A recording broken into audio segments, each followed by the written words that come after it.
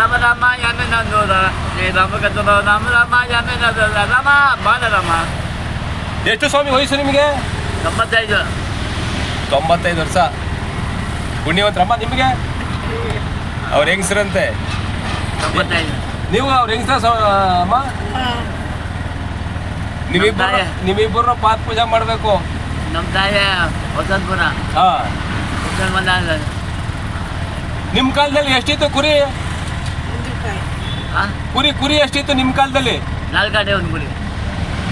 4 ಆಣೆ ಒಂದು ಕುರಿ ತಿಂದು 95 ವರ್ಷಕ್ಕೆ ಇವತ್ತು ಕೂಡ ಓಡಾಡ್ತಾವ್ರೆ ಪಾಪ. ನೋಡಿ ಇವತ್ತು ನಿಜಾಗ್ಲೂ ನಾವು ಇವ್ರನ್ನ ಸಂತೋಷ ಪಡ್ಬೇಕು. ಇವತ್ತು ಈ ದಿವಸ ನಾವು 4 ಆಣೆ ಒಂದು ಕುರಿ ಅಂಜಲಿ ಬಂತ. 4 ಆಣೆ ಒಂದು ಗುಡ್ಡಿ.